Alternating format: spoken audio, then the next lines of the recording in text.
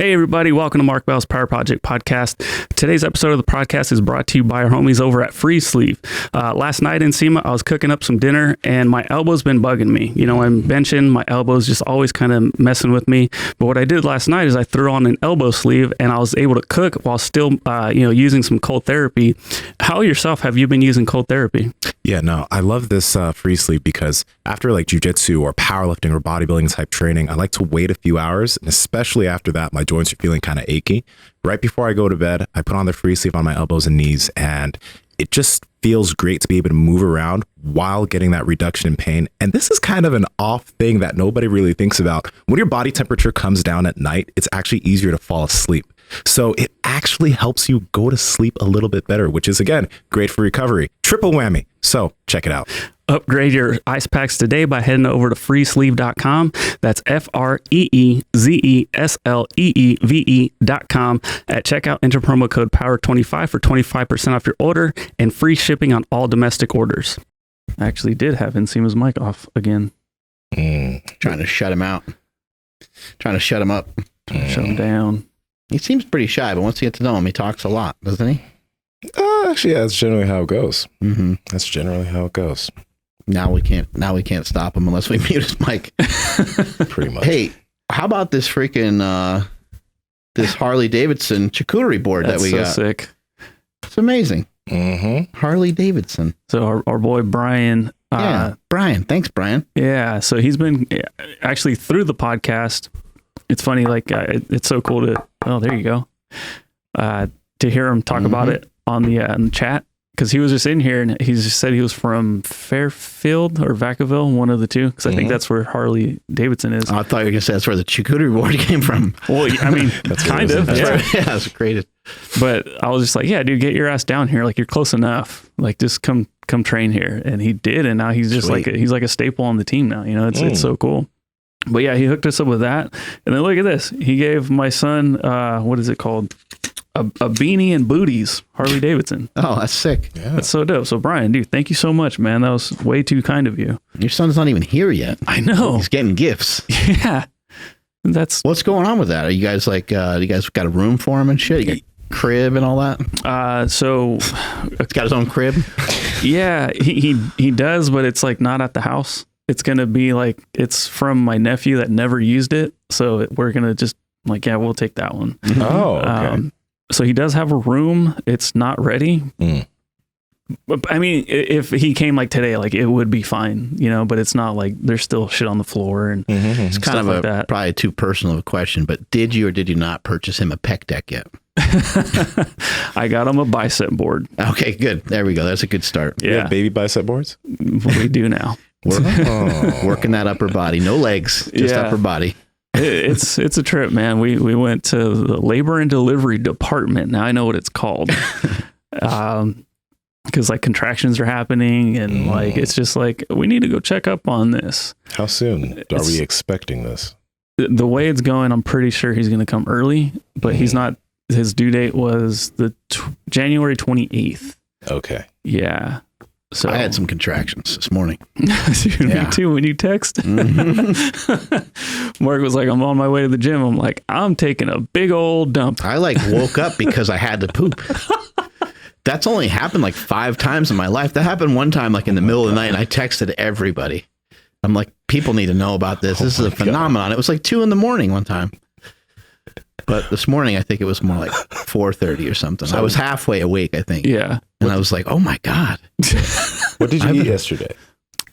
I had an Icon meal on the way home. I did have a what you call it? A like Quest Pop-Tart. And that might have triggered some stuff, you know, because of those sugar alcohols. Yeah. I've never woken up because I had to poop. It's just, that's very interesting, actually. Isn't it? Right? I never thought about that. Yeah. Never? I've woke up because I had to pee, but I've never poop has never woken me up out of my sleep. Yeah, I woke up one time and took a monster dump at like 2:00 in the morning. Wow. And I just had to report it to everybody. So I wanted everybody to like understand like that there's some shit going on. Like if I die, then you'll know why. If you guys are listening, just like in the comment section, let us know. Does that happen to you? Has that ever happened to you? Have you woken up because you had to poop? Because for me, that's very abnormal. And I've never thought about that. This might be another show. just talking about this whole phenomenon, because Jessica brought it up one time about standing up and wiping your butt. Oh God. Versus trying to do it like seated, and versus, that became such a huge deal. Yeah. Okay, pause. What do you do? I got to stand up to get it all the right way. Wow. I am. There we go. Yeah. Sorry, Thanks guys. for that. If you, I'm so sorry. Yeah. That was. Well, because. Explain. I mean, I don't. Am I out of bounds in saying that was very African? Is that wrong? Because I can't do that. I don't know how to do that. I had to make a beat. I think that was like. I think you were born with that. Andrew, can you do that on cue like that? No. See, it just happened. It was instinct. But okay, so wait, real quick, because the podcast we had today is really meaty. But what you just said right there, you need to explain why. Like, why is it that you prefer standing up? I just feel like I can get in there better, get cleaner. You got to kind of like spread the butt cheeks apart. And he has a big ass. You got to remember this. Yeah. This isn't some tiny bum where right? Yes. That's how you clean better. Okay, Andrew, you want to explain. I mean, the odds are way against me. It's 2-1. I just. Well, on Instagram, on the voting poll, sitting down won. Yeah. But you can change, Andrew. That's what we're trying to tell you. I have, it doesn't heat, but I have a bidet. So I just, shoot water up there, and it does a really good job. My thing is pre-bidet. Pre-bidet is wipes, but still sitting down though. Did you also stand up pre-bidet? But the thing is, if you're standing up, I feel like your cheeks are going to roll in. Yeah, there's some math that happens. I mean? Yes, there's some math that goes on there. Yeah. So then I guess you have to force it out, but then you're there. But you don't have to lock the hips out. Right? You don't have to stand up all the way. It's not like you're finishing off a deadlift, right? Well, with my back, I have to kind of tighten up my core to make sure I don't. You got to get erect. I mean, when you get out the toilet, you don't squeeze your cheeks together and do that, and then pull them apart and wipe. You definitely don't do that when you're yourself open. Yeah, when you're sitting down, you're just. I don't know about you guys, but I'm in there forever trying to clean up. Like I don't want to leave anything behind. So that's my issue with if I have to poop like kind of close to bed. I'm just like, no, like, can you hold it? Nope, I can't. And so like last night is like, damn it, like this is going to set me back like at least half an hour because I'm just going to be sitting here just wiping nonstop. Sitting down, wiping nonstop. Sitting down with I got no bidets in Tahoe, so I've been just wiping and wiping and wiping with baby wipes. Poor thing. I got stacks on stacks of dude wipes, which I've never even tried before, but my kids for some reason wanted me to take them to Walmart. Oh my God. That was terrible. Where the peasants are. Oh my God. My kids hate being rich. It's terrible. That's so funny. They're like, take us to Walmart, Dad. We need to get some. I'm like, you don't want to know what it's like. We need to feel normal right now. I'm in there just crying, walking down the aisles. Oh my God. Walmart. Oh, shit. Walmart was insane this weekend. Yeah, this weekend. Yeah, it was too much. Yeah, I didn't go. Walmart, Costco, all those places are just madhouses at this time of year. And you don't know, like, even the day after Christmas is like people returning shit. Yeah. So stuff's wild everywhere you go. And then it just seems like no matter where you are in Walmart, like I got to go pick up some deodorant, whatever. You stop for 5 seconds and then there's like 30 people around you. Like, what the fuck? This is the most popular aisle in the whole store. Yeah. And then you're like, okay, now I'm going to go, I don't know, go get some whatever.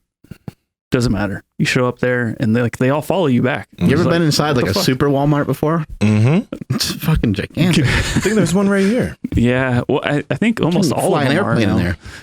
Dude, that one in Atomas that Mark Lobliner was talking about. Oh yeah. That one's terrible. It is.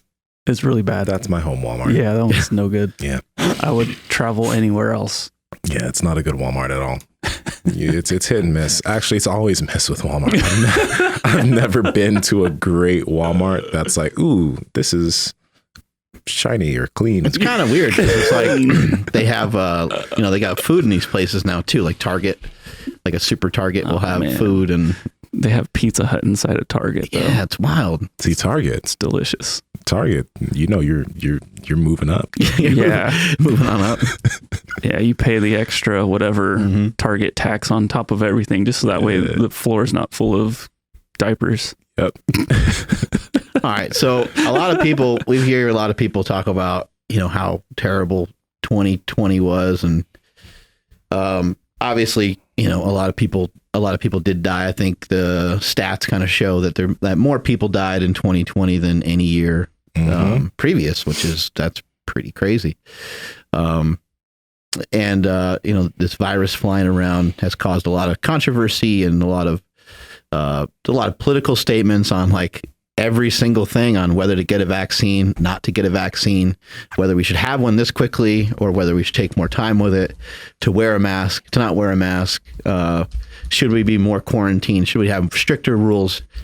Should we have more rules, less rules, no rules? You know, you just kind of seen the gamut of a lot of different things come to life in 2020, including conspiracy theories. I think have been maybe like believed in a little more, or at least people are like, maybe some of those ideas that I thought were from lunatic, crazy people, maybe they're not so Looney Tune. Maybe there's some truth to some of it. And I think, you know, a lot of people have also taken 2020 as kind of an excuse to let off the gas pedal and to kind of give up on stuff, you know, because unfortunately a lot of people have lost their jobs. A lot of people have lost family members, but I mean, we still got to figure out a way to move forward. We got to figure out a way to, I don't know, to continue to make progress and to just try to have the best life that we can. And when I try to think about the way I've lived my life in 2020, I'm appreciative of a lot of the things that happened. You know, my mother died, but she didn't die of COVID, but she did die in 2020. And I would have regretted if I stayed away from her because she's older and because she, you know, she does have pre-existing conditions, diabetes, obesity, things like that. I would have regretted that. I was glad that I was able to be with her and be around her and the rest of my family and stuff like that. So that's a decision that we made. But I guess my main point here is that we can still decide to do things. We can still decide to be proactive. We can still decide things are different now, but they're not so crazy. I mean, like, I find myself, I complain way too much about it. I got to be honest. I'm totally guilty. And really, like, my freedoms haven't been impacted that much. I have to complain about what too often? The year? Just, the year, wearing a mask, not being able to go to restaurants and stuff. But it's like, really, what has changed, you know? Not that much has changed for me personally. I don't like the fact that, I guess if I do have a legitimate complaint, I don't like the fact that you can't see other people as much. You can't see each other's faces as much. You can't see people smiling as much. And there's definitely a huge fallout from this whole thing from a mental aspect of it. But somebody else could argue, hey, look, this is warranted. We need to do this. So I can care less either way on that part of it. But that part to me is important. That's an important piece of the puzzle. But I guess for today, I think we should maybe talk about, you know, trying not to blame 2020 for anything and trying to figure out, let's almost forget about 2020 and let's start to think about 2021, because it might be more of the same. And if it's more of the same, let's not play the blame game and let's try to figure out a way to move forward and to make some progress. Yeah. So I had a thought when I was like walking in. I was like, wow, that's actually it's very legitimate. So this morning, we were supposed to be here at 6:45, actually 6:15, but I got here at 7. Right. And when you texted me ETA, I was like, 10 minutes. I slept through my alarm. Right. But it's not necessarily my alarm's fault. It's my fault. Just like how literally when I hear individuals say, oh yeah, I wasn't able to do this, or I just 2020 stopped me from being able to do this in terms of my fitness and this. It's just like, it wasn't 2020's fault. There are people out here killing it as far as getting in shape, killing it in terms of changing their fitness, and they don't have access to a gym and they don't have access to weights. They have access to their body and, you know, just doing things outside, but they take that responsibility. They go out and they do what they need to do. And that's the big aspect of things, because at the end of the day, we don't know if 2021 is going to be better. We know that there's a vaccine coming out, but we didn't expect a global pandemic. So what the fuck might happen next year? I mean, it might not be a pandemic. It might just be something else that is way worse. Right. So then at the end of the day, are we going to blame 2021 for everything that we're not able to do? Or are we going to figure out how to work in that situation, take responsibility, and move forward trying to do something? Yeah, right? some people are saying this will last till 2023, 2024. And the economy might not recover totally until around that time too. Yeah. You know? It could take a very long time. And then how do you safeguard yourself against some of these things? I think you have to look at what's controllable. Like, what do you have control over? You don't have control over the gym shutting down. However, you do have control over participating. If there's a petition, if there's something that you can get involved in on a local level to help local businesses stay open, there's ways that you can get involved that are like legitimate, and you're not, throwing rocks at people or anything crazy like that. And on top of that, you can also just say, okay, well, the gyms are closed. That's okay. I'm gonna go walk. The streets aren't shut down, luckily. Walk, run, push-ups, squats. I mean, body weight exercises. There's things that people can never take away from you, and that's your own mindset, and so you can decide what it is that you want to do and how you want to do it. And let's try to rid ourselves of saying, well, that's shut down. Let's try to just find solutions. When you see, when a hurdle comes your way or something comes your way, just recognize like, okay, well, I'm just going to shift gears. I don't know if how many people listening have seen Pumping Iron, but Arnold talks about his car, and he's like, my car could be like on fire, it could get stolen. I can't remember the exact quote that he said. It could be happening right now, and I could just care less. He's like, I'm training, I'm focused on that. And he's focused in, his point is he's focused in on what he can control. Somebody stealing his car, he doesn't have any control over that. That might happen. Someone might get in there, hotwire the car, and take off with it. He has control over how he looked at that time for the Olympia and to become a legend. And I think we all have that mindset. And think about the interpretation that you have of 2020 versus somebody else's interpretation. You might have a relative or a friend that's close to you that has kind of fallen off the map, and they drink all the time, and they're just to 2020. They're blaming 2020, right? You also might have, maybe it's yourself or maybe it's somebody else that you know, on the total opposite spectrum. They may have lost their job, but they started their own company, or they got another job somewhere else, and they're flourishing and they're super happy, and their family life is great, and all these other things are great. So what's the difference between the two? If we live in the same country, the main difference is just a decision, just a choice. So like, what are the things that you can control? Exactly. Like, there's a few people come to mind in my life that I know that are waiting for the vaccine as the saving grace. They're still out of shape. They're still overweight, but they're waiting for the vaccine. And, at the end of the day, it's like, you have all this time. You had a year. You had your life, right? But this year, I think, has been a year that has kind of woken a lot of individuals up to what being out of shape can do, what having bad health habits can do, in terms of, being open to getting a virus like this and actually having it be deadly. Because, people with underlying conditions like asthma, things that are kind of unavoidable. Okay, you maybe can't avoid that. But if you're overweight, if you drink a lot, if you don't take care of yourself, you don't sleep, and you're just not in shape, that's something that you very well can change. And this year has been a year that has shown, hey, if you don't change that, if you get this, it could be deadly. But if you just lose some weight and get in better shape and get healthier, if you get this, you're probably most likely gonna be okay, right? And a lot of people this year just didn't make the decision to change. They made the decision to wait. They made the decision to keep the habits, but instead complain about the coronavirus, not necessarily take ownership of what's going on with themselves, right? Whereas I've seen a lot of people also make massive changes without a gym, going out, walking, doing exercises at home, dropping a lot of weight, and being in the healthiest year of their life. Yeah. And I can't remember any time, at least, in recent memory, when people people's health in regards to like their fitness was like at the forefront of like most conversations. As far, I mean, maybe not so much on like, mainstream media, like it was like never really discussed about, having a healthier diet with less underlying issues and all this other stuff was like, the root cause of why people were dying. But I just remember I had seen somebody, either they tweeted it or they posted on Instagram or something, that for the first time ever, me being a fitness enthusiast wasn't weird. It was like, oh shit, like, damn, you had it right this whole time. I'm just like, yeah, that's really, if we're going to take one positive out of all that, that's definitely one of them, right?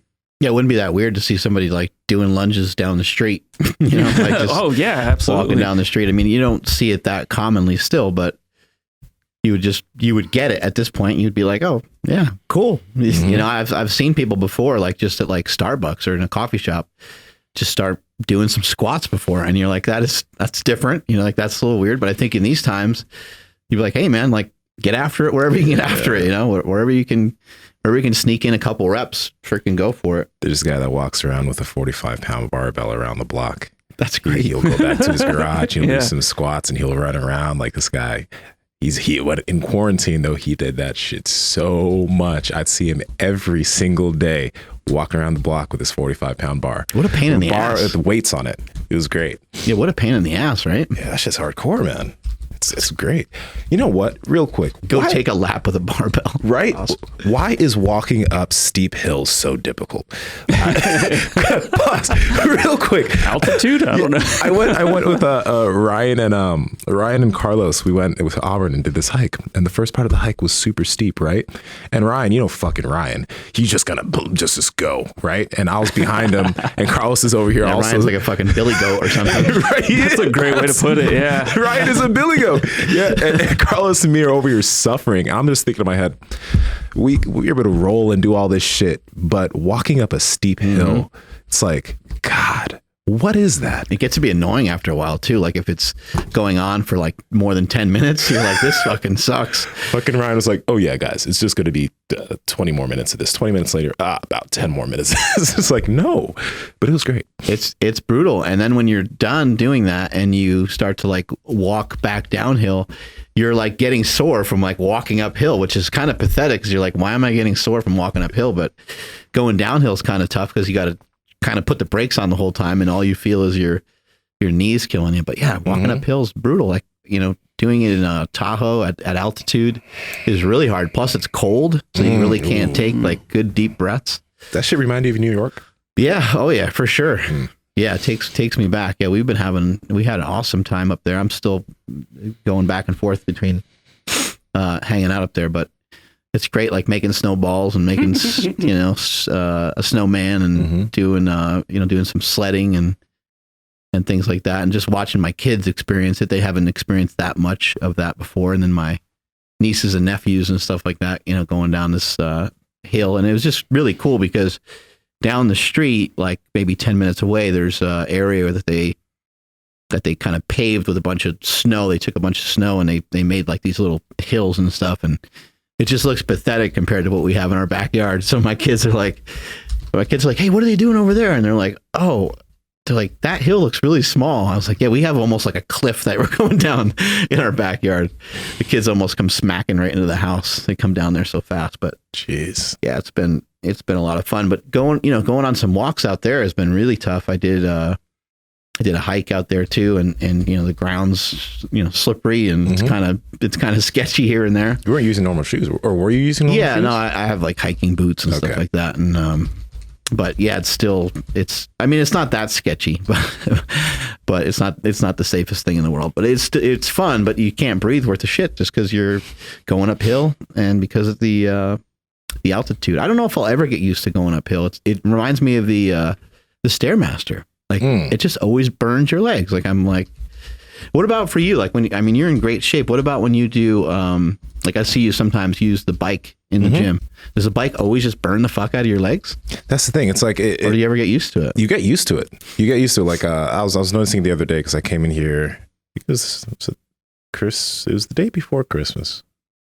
No, it was Christmas morning. Yeah. So I was doing the bike again, and it's like after about 10 minutes, if you have a pace, you just You just get used to it.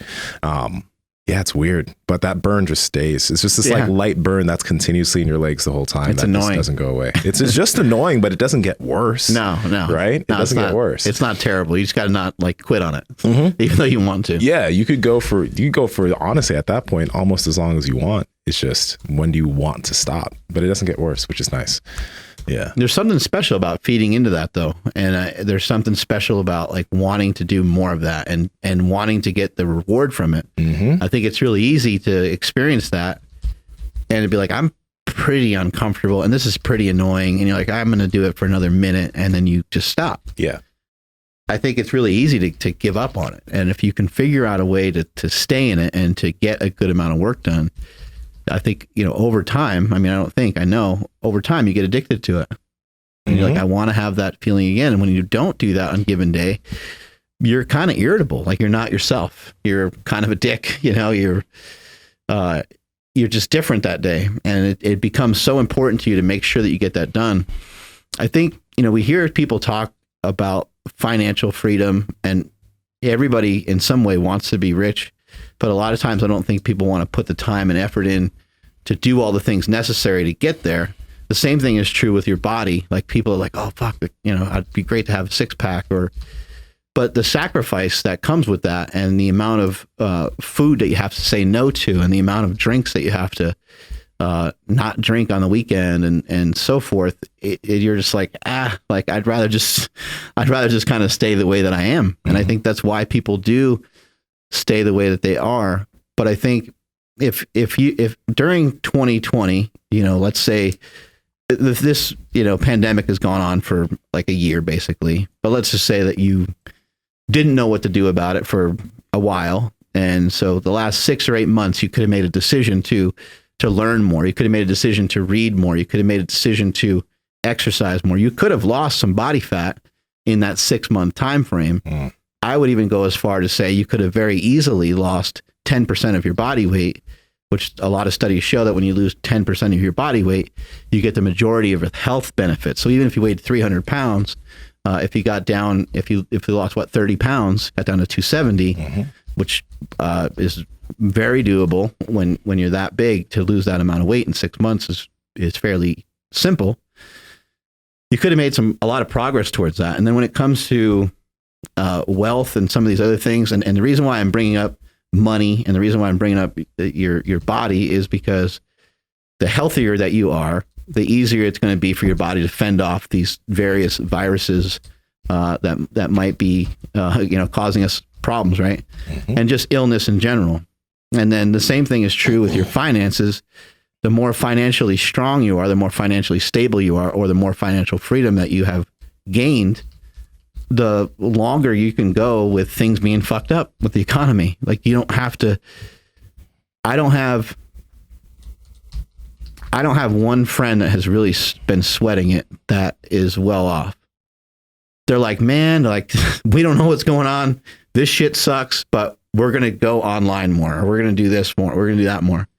And then when I ask almost all of them, there's one that comes to mind that I can think of that took a pretty good hit, but it's like you went from 3 million to 2 million. You know what I mean? Like, it's a hit, and you do have mouths to feed, and you do have employees. So any sort of hit like that can be a really big deal because you're not taking that money home. It's just like what your company's bringing in. But for the most part, all these people, what they have in common is they just shifted gears a little bit and they just kind of moved into doing something slightly different. They made a choice. And now you can kind of say, well, okay, it's easy for them because they're ahead. Well, that's what we're trying to share with you today. Figure out a way to get ahead. Right now, you might be buried. You might be kind of under it. You might be heavy. You might be broke. I was those things as well.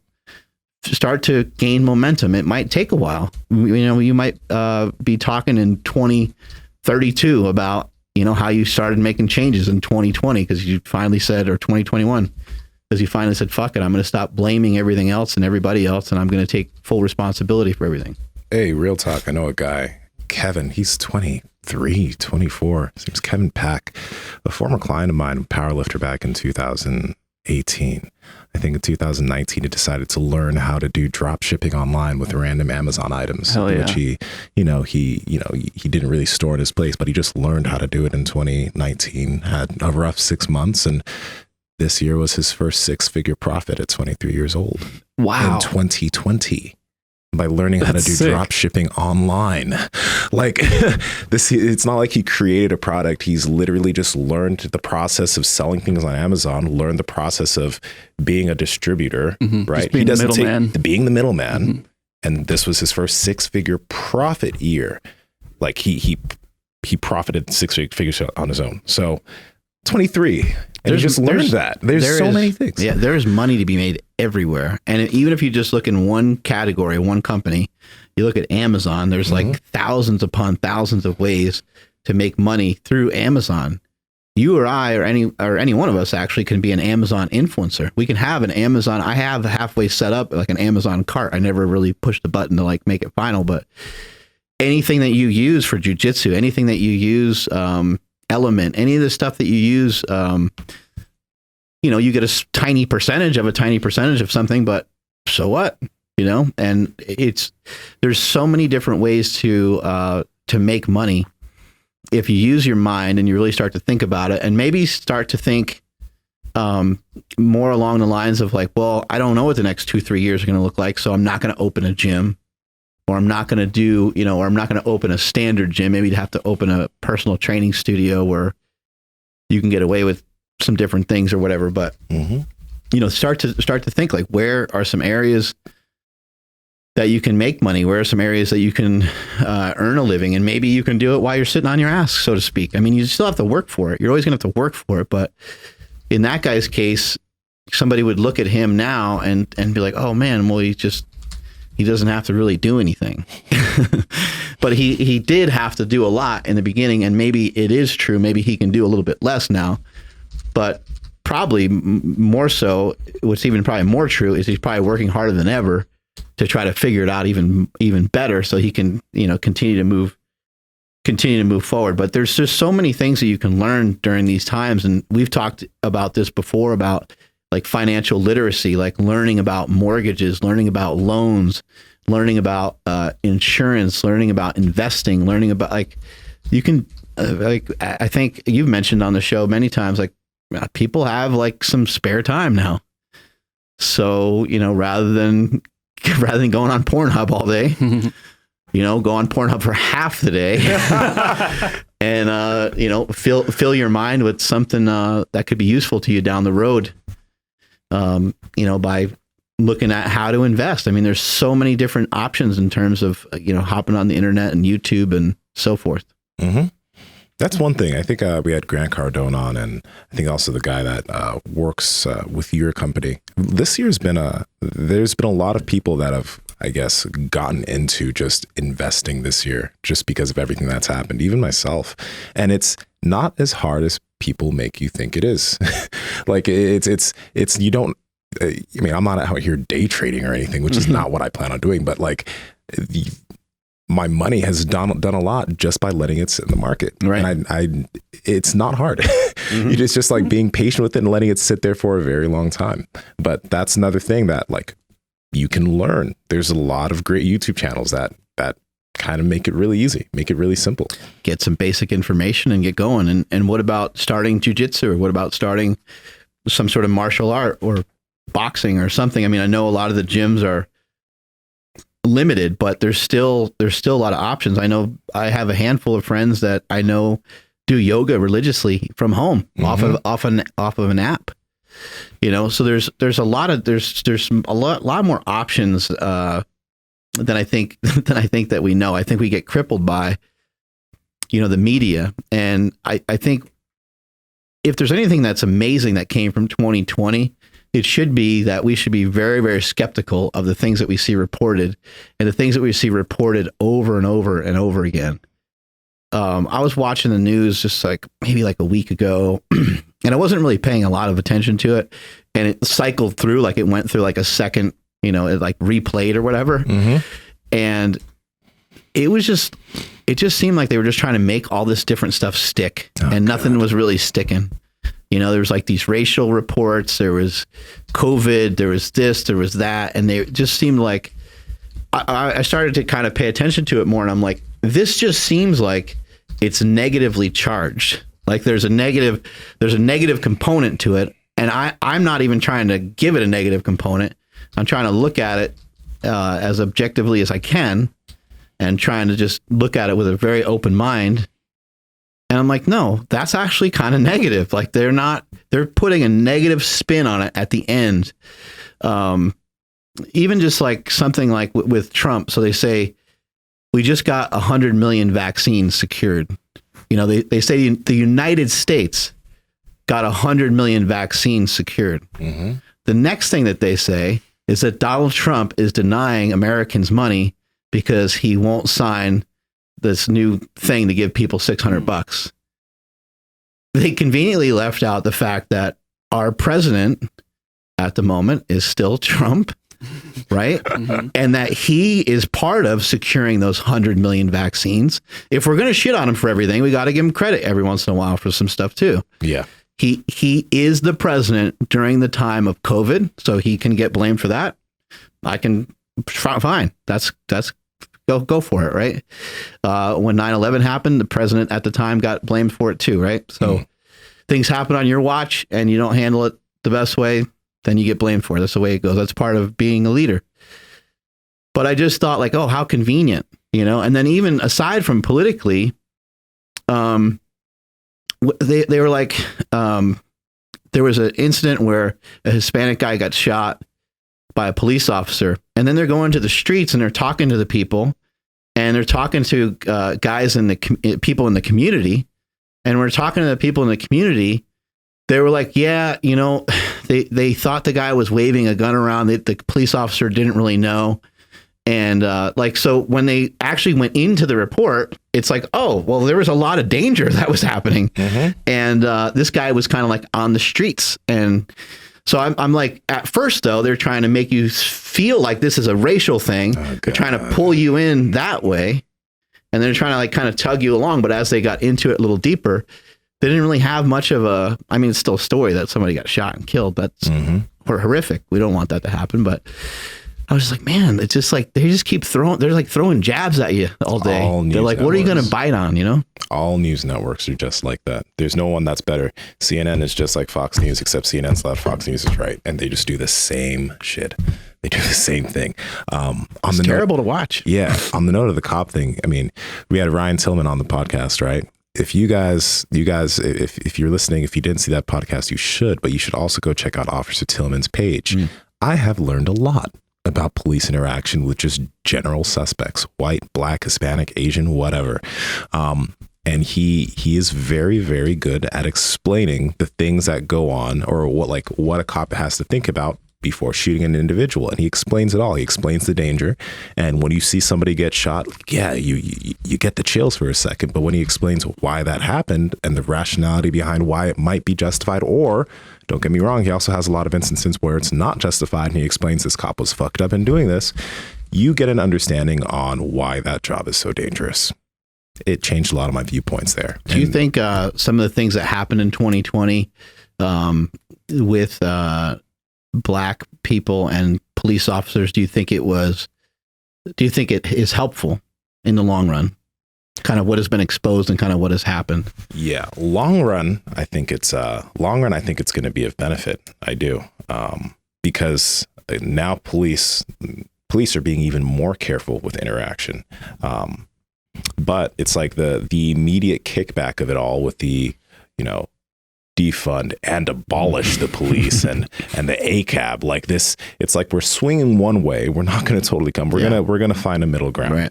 Right. So I do think it's helpful because, I mean, it is important for police to, police better. Right. And if we can improve that, even though their job is immensely difficult, if we can improve that somehow, that's going to be good for everybody.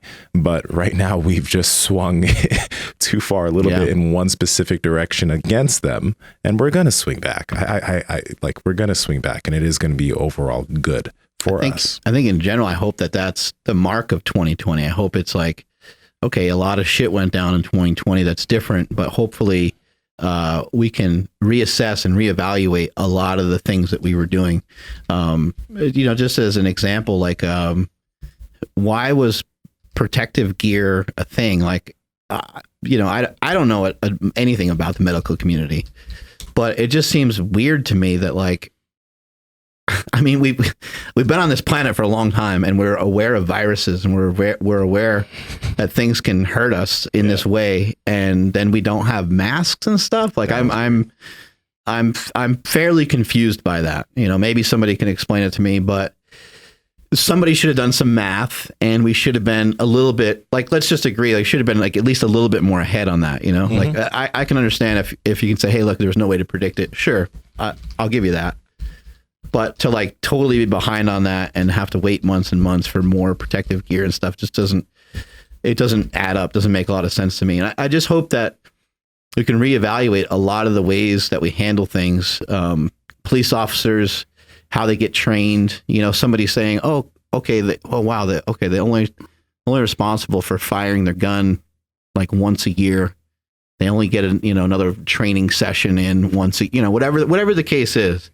And they say, okay, well, that's not great. We got to figure out, what's something logical that we can actually make happen, and then just extend that out everywhere. I think a lot of people are recognizing that our education system needs to be reevaluated, because, I mean, businesses are reevaluating the way they do things, because other things or the other way of doing things just cost so much money and time. You got to be here 9 to 5 every day. Yeah. It's like, fuck, man, that takes a lot of time. Can I be there from 12 to 3 on most days, and then, just check in here and there for some meetings? Like, as long as I'm doing the same amount of work, sound good? All right, sounds great. Things like that. I think hopefully 2020 will be a year where people are like, hey, let's just reevaluate how we do a lot of this shit. Yeah. Let's do it better. So many people are working from home now. Yeah, it's great. Yeah. But kind of getting back to the main topic of the episode, and specifically the title. And I don't want to pick on this person. I've never seen them on the live stream before, but basically they're just saying it's really easy for us, and specifically you, Mark, to talk about how everything is everyone's fault. Like, it's your fault. It's not 2020's fault. He's saying it's easy for you to say that because you weren't shut down. In his opinion, I think it's a he, you didn't slow down at all. Like, you didn't really stop doing anything. And I'm just trying to explain it. And this is one of those conversations where no matter what you say, they will have a better answer or like a more doom and gloom answer. Right. So I mean, what do you tell somebody like that? That's like, oh, well, it's easy for you, Mark, because you weren't shut down. I do think that luck is a factor in life. I really do believe that. And every once in a while, you just, life throws you some shitty things here and there where you're unlucky, and life throws you some things every once in a while where you're very lucky. Luckily for us here at Slingshot and Super Training, we haven't had to slow down. We haven't had to release anybody. We've just been growing, and 2020 has been the best year for us. We had the best Black Friday ever, the best November ever. December is going really well. Like, things are firing on all cylinders. However, these are all things that we've been really working towards for a really long time anyway. And we've spent more money too. So while we are doing well and making more money, we have been proactive in trying to make sure that happens. There's other things where, I don't know if you want to call it luck or what you want to call it, but like, years ago I made the gym free, so does making the gym free and having a lot of free content out on the internet, even before I ever sold anything, having years and years of free content, does that somehow like stock up my wellness piggy bank, of like nice things, nice shit that I've done, that maybe I'll get some nice shit thrown back my way? Like, I think it does. I'm not too weird about like karma and stuff like that, but I think it's helpful. When it comes to this exact situation, yeah, it would have been terrible if they were like, hey, for whatever reason, you can't ship anything. then I would really be like scratching my head on trying to figure out how to make money. But as sad as that situation would be, because we would have to let go of employees, we would have to do so many things. We'd have to like kind of shut down a lot of the YouTube stuff. There would be some things that I would still be able to do. And I'd be able to, I would hope that I'd be able to shift just from all the things I've learned over the years.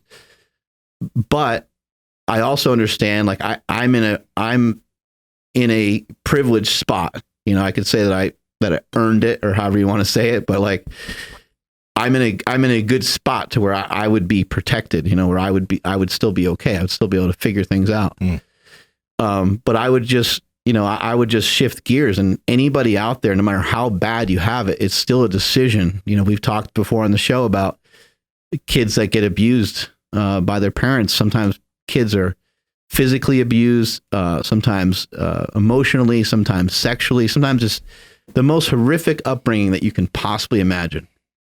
And in one household, a kid decides to, be Shaquille O'Neal, and in another household, the kid decides that he's going to spend a lot of time in and out of prison, for various crimes and things like that. And so, like, what's the difference between the two? Well, that somebody made it. I mean, Shaq is 7 feet tall, right? Yeah. He's a fucking monster.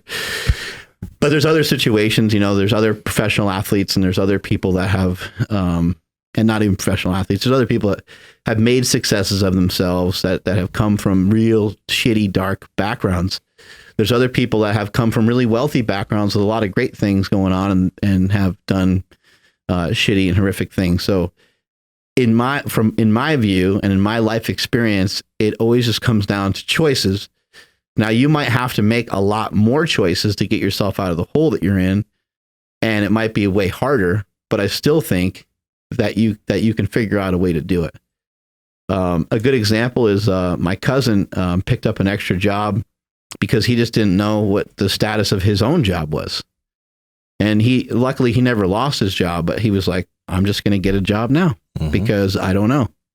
And he lives in New York, and at the time there was a crazy amount of deaths in New York, and he even had employees pass and stuff like that. And so he was like, I don't even know if they'll let us go into work anymore. I don't know what will happen. So I'll just pick up some extra work. And so he was proactive. And so I think I guess that's my thoughts on it. Yeah. Mm-hmm. No, that's perfectly well said. And, and I'm not even combative with this person either. Like, I agree with them. I agree with a lot of what they're saying. Like, I'm fortunate that I wasn't depending on people physically being in my building.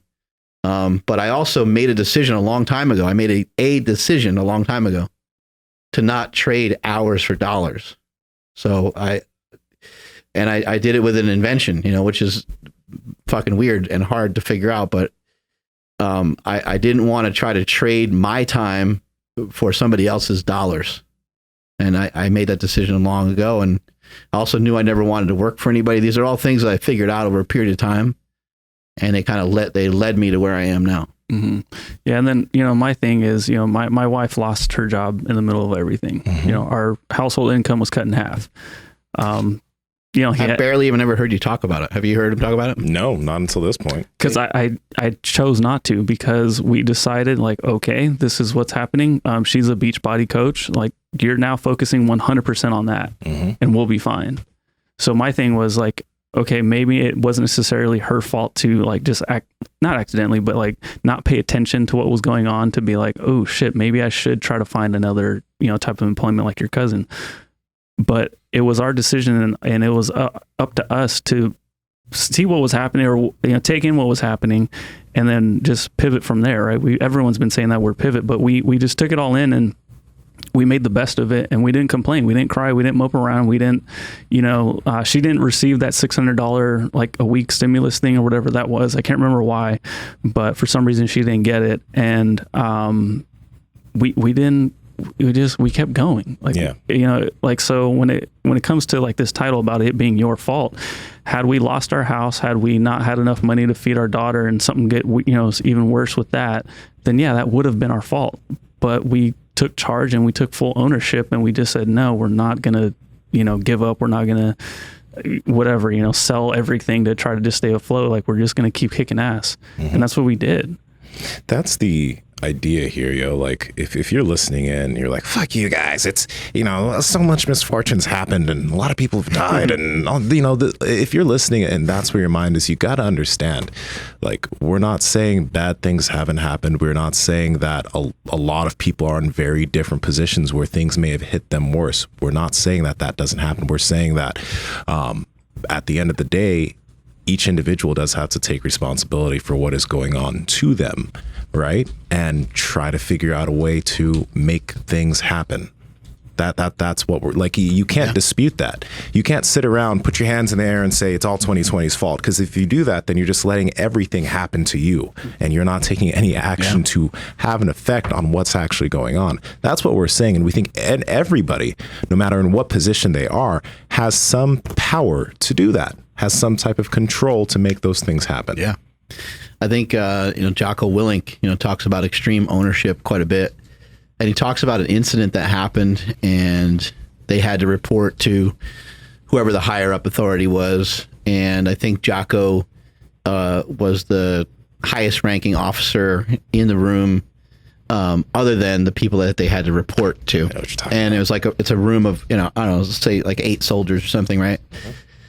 And they get in this room, and Jocko's he was really pissed and stewing about the whole situation for a while, and he's trying to think about whose fault it is and all these different things and what he's going to tell the higher ups and everything. And finally, when it comes down to it, and they get in this room, he stands up and he's states his rank and states what happened and everything.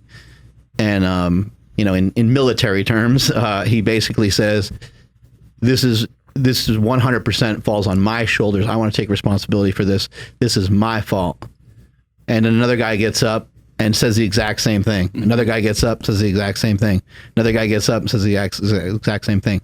Because it doesn't matter it doesn't matter. They're taking responsibility, all of them, because they weren't able to complete the mission the way that they were supposed to. And I think, unfortunately, they might have lost a person or two.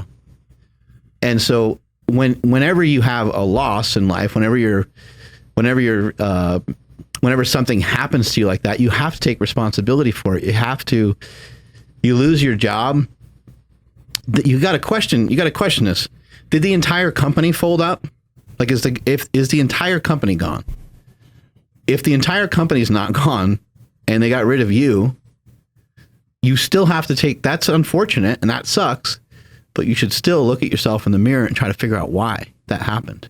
It's probably going to be for the better, is what I would say, because you'll find something that fits you better and that suits you better and that you can do a better job at. But if you're being honest, there's probably some situations where you were a little bit lazy, where you were a little bit complacent, where you just kind of were like, this job is, I got insurance, I get a paycheck, and I get to kind of roll through here every day, and just another number, and it doesn't really matter what I do and don't do. Just don't do so little that you get in trouble, and don't do so much that you get rewarded either, because you don't want to raise any red flags on anything. I just want to kind of just chill here and collect my check.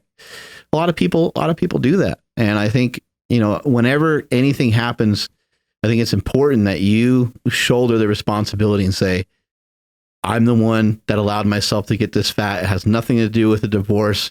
It has nothing to do with, coming off of drugs or whatever the thing is. You hear people say all kinds of stuff. They're like, oh, well, I stopped smoking so that I gained 50 pounds. You see, it's not from not smoking. You didn't gain weight from not smoking. You gained weight because you developed a different bad habit. And so that's the dialogue to run through your head. And we're not saying like put yourself down. We're saying, admit that there's a situation and then try to find a solution for it as quickly as possible. And I think all three of us are saying the same thing. It's our belief the fastest way to find the solution is to understand where the problem is that it's you. And once you fix that and once you admit that, then it's easy to move forward from there. Absolutely. Yeah. And I've always, and something that, with stoicism and this whole year about you can control what you can control and you can't what you can't. The whole mindset of I love summer. Like summer is just the absolute best. I was pissed that we didn't do a lot of things, this year. Mm-hmm. But it's how I couldn't control that, whatever. I guess I could have, because we could have still went outside the lines or whatever. But it was how I interpreted it all, right? Like how I received it. Like, was I bummed that we couldn't, go out on the water or whatever? It's like, yeah, that could have really kept me down. But instead, I'm like, no, let's chill at home and let's, I don't know, whatever, watch Tiger King and have fun that way. Mm-hmm. Like, I don't want to keep using that word pivot, but I took whatever, was happening. I just made the most of it, right? Because I can't remember what the exact saying is, but kind of like how you just, your mind can control so much and it can, just like I said, make a positive out of a negative. And I think that's what I've learned a lot this year. And I think people are still struggling with.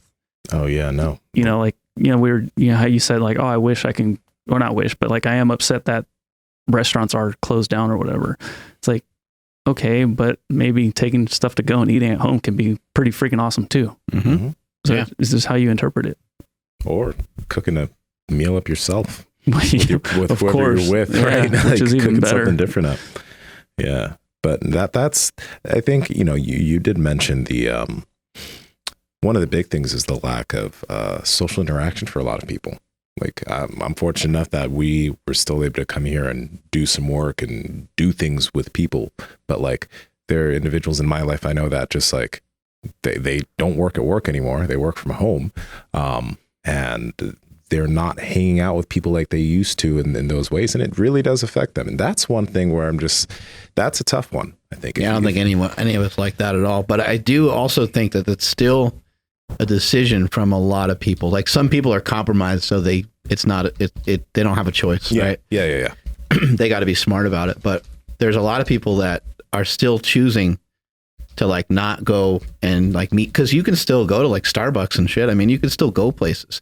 You can still go for a walk. You can still call up your friend, your dad, or whoever. You can still call up your brother or whoever you got in your, whoever's your buddy.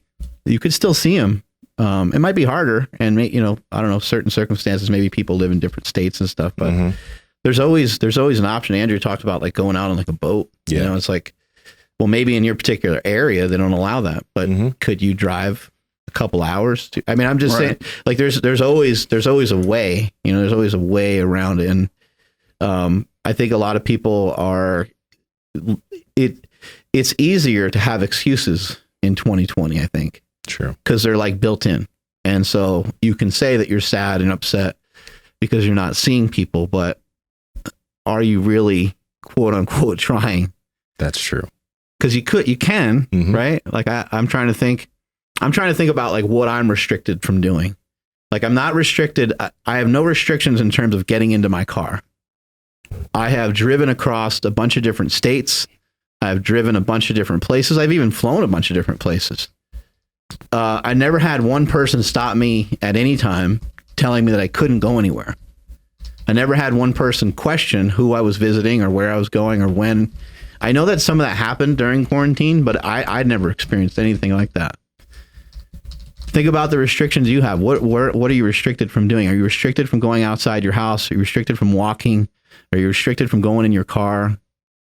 If you're not restricted from going in your car and like driving places, you're really not that restricted. Like the invention of the car is like the greatest thing that ever happened to the world, pretty much. Because you can kind of go just about anywhere other than through the sea, right? But you can drive yourself wherever the hell you want to go. That's a pretty good amount of freedom. There's no soldiers out in the streets, preventing you from doing certain, from going to get a cup of coffee or going to pick up some takeout or whatever the hell it is that you like, whatever the hell it is you like to do. I think there's still a lot of options out there. So, I know it feels like we're really restricted, but I would like for everybody listening to the show right now to think about the restrictions that you have that are placed on you that are different than what you've had in the past. Because the only thing I can think of is you cannot go into certain places without wearing a mask. That's true. I think they have implemented curfews here and there in some places, so they don't want you out in the streets at certain times. You can't eat in restaurants right here. Actually, oddly enough, in certain counties in Roseville, you can, but yeah, you can't eat in restaurants. Yep. Yeah, but there's a couple but this pretty. Just imagine that we don't know anything about this virus, right? And imagine if somebody said, "Hey, what if something happened and you were restricted from not eating in a restaurant for a year?" You'd be like, "Oh, that would kind of be unfortunate because I kind of like to go out to eat." But that'd be the end of the conversation. You wouldn't be like, "Oh my God, are you serious? A whole year of not eating in a restaurant? I'm out of here. I'm moving to fucking Canada or whatever." You wouldn't make that big of a deal. You'd probably be like, "Oh man, that doesn't sound great." Or if I said, "Hey, there's these viruses are coming and we're all going to have to wear masks quite a bit." I think you might be like, "Oh man, that kind of sounds a little intrusive, but I'm sure I can get used to it." Would probably be the next thing you'd say. All right, well, if we have to wear them, I guess we'll fucking wear a mask. Yeah. Yeah.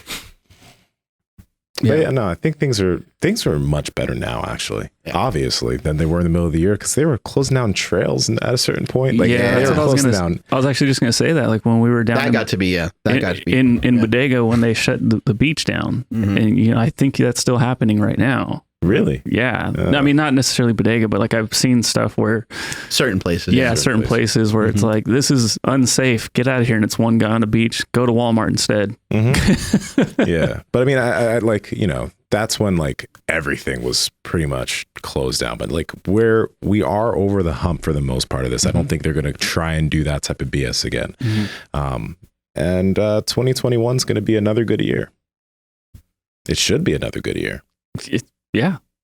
I mean, everything we've learned this year, you learn that you don't necessarily need the gym.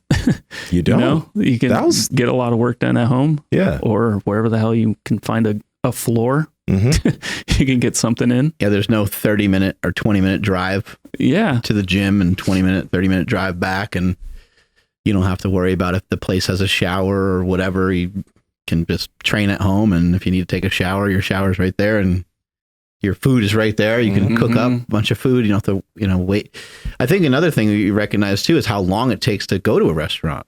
It takes forever. It does. It takes a while to drive there, and then a restaurant nowadays, I don't know, they seem like they take longer and longer the more often that I would go. But it seems like you're there for an hour pretty much every time. It's I don't know. It seems a little excessive. It's nice to be waited on. It's nice to have a meal, cooked for you, I guess, by somebody else. But people are still doing a lot of that anyway. Still ordering off of DoorDash and whatever else. But I guess the main thing that we're talking about here is don't put your arms up and blame 2020 when all you're doing is ordering a bunch of junk food off of these different apps, and I can't do anything. And I think a lot of people have a tendency to, once they have one bad experience or once they hear something is one way, actually, sometimes they don't even have to experience it. They just are like, "Oh, I heard this. I heard the trails are closed, so I'm not going." And it's you were never going on the trails anyway, you fat fuck. Oh God! Oh no! I know. There's a few people I know who legit did that. I was like, you weren't gonna do that shit anyway. Oh, the gyms are closed. You weren't gonna fucking go to the gym anyway. You never had a membership. I was going, and then they shut it down. I've been thinking about it for a long time. Oh my God! There's a lot of that. There's again back to the media talking about the doom and gloom. And so now you automatically have that mindset, everything sucks because, people, just, everything. And then, the gym's closed. So now I can't get my exercise in. And, the one thing somebody did bring up though, that did suck really bad was when everyone bought all the toilet paper. It's what the hell? Yeah, that was weird. So that's when I got a bidet because I got See, pivot. Yeah, exactly. Pivot Yeah. The last straw was, I think we got like 6 rolls of toilet paper off of Amazon for like $25 or something. Jesus. I was just like, okay, nope, we got to do something. And yeah, I ended up getting just, cold water bidet, which isn't that bad. Like it's legit, like not like a thing. Like I don't even think about it. Oh, your butthole's probably 1,000,000 degrees. It stays pretty warm. It's insulated. Yeah. Packed in there. So if you use it, so hold on, pause, because I have a question. I like getting in steam every once in a while like that. That's great. Yeah. If you're using a bidet, do you use it and then stand to wipe? So I've done studies on my bidet, and there's no reason to wipe. Oh, so like yours also has a dryer too. I has a dryer, yeah. Damn it. Okay, wow. you beat the system. Okay. Yeah, I mean, I've tried to wipe. I've wiped a bunch of times, like tested out. And I mean, every once in a while, it's messy enough to where you're like, yeah, I should probably wipe as well. But I was thinking of what specific situation could it be messy enough where you still have to wipe, and it's the one where you hold too long, where you don't make it to the bathroom in time, right? It's not like you poop, kind of messed yourself. It just kind of comes out and just spreads a little bit. Well, you got deep cheeks, so we're safe. Yeah. The water that comes out of my bidet could like make these rogue. Like the PSI or whatever it's called, or the water pressure is so strong it could like laser cut.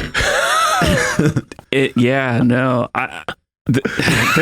to be some regulations on that, because if you slip, like, because mine is just like a manual like knob, right? Like you just kind of go, and it's not like, it's not very intelligent. It just is kind of like pressure. Not a smart toilet. Yeah, it's just like a little bit of pressure, and all of a sudden you're coughing it out your mouth. Like it's like it'll launch you off of that toilet. But yeah, that thing gets there. I think it's colonic style. I think it's really worth it, man.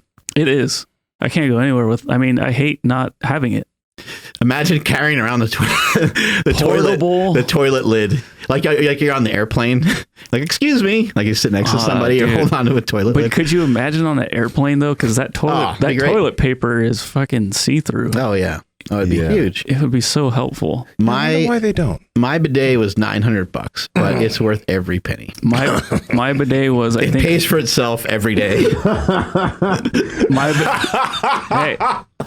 My bidet was about $30. $900 bidet. Both of them are worth every single penny. Yep.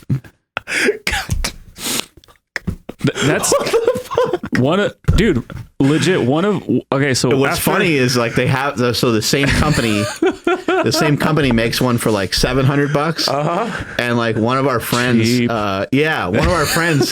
got one for his wife, and she was so mad. It's like, it doesn't have the seat warmer. She's like, that just gotta make fun of them every time. And the seat doesn't go up and down, because you can push a button on the like little controller to make the seat go up and down. One of my absolute highest goals in life is to have one of those $900 bidets. I was gonna say that's when when you sit down on that, you're like, have a good life. It's worth every penny. I'm telling you. It changes everything forever. So you can go based on where you are in life, based on how expensive your bidet is. I have one. I'm doing great. I still don't. I need to get one to at least get on the mat. Yes. Which one do you have? The Tushy one or whatever it's called? No, mine is Bio Bidet. Yeah, it's just like it pops up on Amazon like sales all the time. Right. But in the middle of the pandemic, I couldn't find that shit anywhere. So I ended up finding a deal on like a 2 for like a little bit cheaper, and snatched that shit up real quick. So you have 2 bidets in the house. Yep. That's a status symbol right there. I know. Mine does like the oscillating, like it'll go brrm, brrm, and then it'll go back and forth. Have you tried it? Because when I went to his house the first time, I sat down and I was just there for like 20 minutes. It goes back and forth and mess with all the settings. In his beach house, I was like, finally, and I was just hanging out in there for like an hour. You're on there kind of like doing a little bit of a dance too. You're like kind of moving your cheeks around a little bit. Making sure you get everything all cleaned up. So mine doesn't have all those. It just has, it's funny, it's got a picture of a butt. And then another one, I think it's just like a female, like symbol or whatever, because it's got one for the back and one for the front. No, I know that symbol. That it looks like it's like that, right? Yeah. Yeah, I was like, are those ovaries? I don't know. That's a good question. Maybe. Whatever it is, I'm oddly attracted to it. I can't look down at it. I get aroused. Yeah, exactly. Well, if you hit that button, I mean, you might be hitting your balls with the water, which might be great. It probably, yeah, but that gets messy though. Might be a lot of pleasure. It feels good. A lot. We need to get a bidet sponsor. Yeah, we do. Yeah. We need somebody to. I think Tushy does podcasts.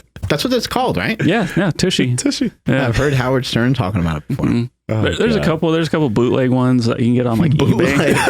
Yeah, bootlegbidet.com. So what's amazing is and That's this awesome. I've done the research trying to find a bidet. They'll take like a Tushy video and they'll just blur out Tushy and then like superimpose like their shit brand, literally shit brand, over it. And it's like, dude, like you guys aren't even trying at this point. It doesn't look the same. You end up getting like. No one notices though. You're in media though. You notice, like you could see these I things. think people notice. There's no way that they can't. Oh God. It's like your phone's not just greasy all of a sudden, like it's blurred out for a reason. That's so funny. I would like to see your legit reaction on sitting on a low class bidet. I really, after coming off your pure disgust. Yeah. Just come out of the bathroom. It's funny. Yuck. Like, that was a terrible experience. You guys live like cavemen. Oh God. That was great. It's like you guys probably use ice packs and you don't use Free Sleeve, who's sponsoring this episode. So shout out to them. Oh yeah. Yeah. Free Sleeve. Andrew, why don't you take us on out of here, buddy? I will. So on that note, yes, Free Sleeve. Thank you for sponsoring today's episode. For more information on them, you can check out the YouTube description, podcast description, all over the place. But it's just freesleeve.com. At checkout, use promo code POWER25 for 25% off your order, as well as free domestic shipping. The Power Project newsletter is coming together real nice. Thank you to everybody that's subscribed already. I see the names. I recognize people's names. It's freaking awesome that you guys support us that way. If you're not subscribed, check the links in the YouTube description as well as Facebook description, podcast show notes. Got exclusive content coming your way. January 1st is going to be the first issue. Don't miss out on that.